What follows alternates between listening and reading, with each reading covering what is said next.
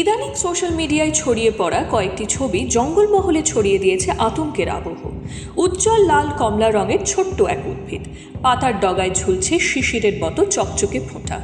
গ্রামবাসীদের চোখে সেগুলো আর শিশির নয়, ওগুলো নাকি রক্তের ফোঁটা।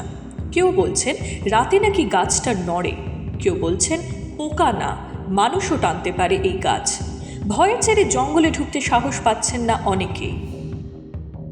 দেখলাম যে আমি মাঠে এসে দেখলাম যে এই উদ্ভিদটা পাওয়া যাচ্ছে। এটার নাম সোশ্যাল মিডিয়ায় দেখেছি সূর্য শিশির বলে। তো এখন এই মাংসাশী উদ্ভিদটা তো নানান জেলায়ও দেখা গেছে, ঝাড়গ্রামে কি এই প্রথম দেখলেন আপনি? হ্যাঁ, ঝাড়গ্রামের মধ্যেই প্রথম দেখলাম।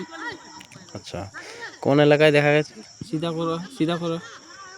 শিশির যে বলছে সবাই, এটা হচ্ছে সুদূর অ্যামাজন থেকে খবর আসছে যে এটা মাংসাশী একটা উদ্ভিদ, কিন্তু এই ঝাড়গ্রামেই প্রথমবার দেখলাম, বা খবরে নিউজে দেখছি, এই বান্দোয়ানে দেখলাম, এই পূর্ব মেদিনীপুরে দেখলাম, চারিদিকে দেখছি, এই ঝাড়গ্রাম জেলায় এই প্রথম দেখলাম আর কি।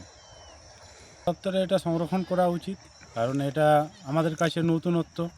শুনছি যে এটা প্রকৃতিপ্রেমীরা বলছে যে এই উদ্ভিদ বাঁচিয়ে রাখা ভালো। এটা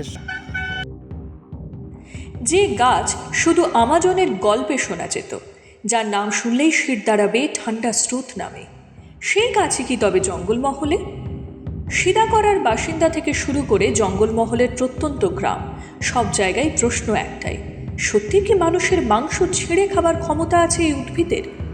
উদ্ভিদ বিশেষজ্ঞরা বলছেন এই ভয়ের গাছের নাম সূর্য শিশির। সূর্য শিশির পরিচিতি, বৈজ্ঞানিক নাম ড্রোসেরা, পরিচিত নাম সূর্য শিশির বা সান্টিও। কোথায় পাওয়া যায়? ঝাড়গ্রাম, পশ্চিম মেদিনীপুর, বাঁকুড়া সহ জঙ্গলমহলের স্যাঁতসেঁতে পাথুরে ও অল্প পুষ্টিযুক্ত মাটিতে। কেন মাংসাশী বলা হয়? মাটিতে নাইট্রোজেনের অভাব থাকায় সূর্য শিশির পিঁপড়ে, মাছি ধরে সেখান থেকে প্রোটিন সংগ্রহ করে। শিকার ধরার পদ্ধতি: পাতার উপর শিশিরের মতো আঠালো রস থাকে, পোকা সেখানে আটকে গেলে ধীরে ধীরে পাতা মুড়ে গিয়ে শিকার হজম করে। মানুষের জন্য ক্ষতিকর? একদমই নয়। মানুষ বা বড় প্রাণীর ক্ষতি করার কোনো ক্ষমতা নেই এই উদ্ভিদের। দেখতে কেমন? ছোট আকারের উদ্ভিদ, লালচে বা সবুজ রঙের পাতা, পাতার ডগায় ঝকঝকে বিন্দু, দেখতে শিশিরের মতো। বর্তমান অবস্থা: বাংলায় সূর্য শিশির এখন বিলুপ্ত প্রায় প্রজাতির তালিকায়। গুজব আর আতঙ্কের জেরে এই বিরল উদ্ভিদকে বহু জায়গায় ধ্বংস করে ফেলা হচ্ছে। সূর্য শিশিরের মতো উদ্ভিদ আজ সব থেকে বেশি বিপন্ন কোনো শিকারীর হাতে নয়, বরং সোশ্যাল মিডিয়ায় ছড়ানো গুজব ও আতঙ্কের কারণে। পরিবেশ রক্ষা করা এখন আর পছন্দ অপছন্দের বিষয় নয়, আমাদের দায়িত্ব। ঝাড়গ্রাম থেকে শঙ্কর বারিকের রিপোর্ট, এক্সপ্রেস নিউজ।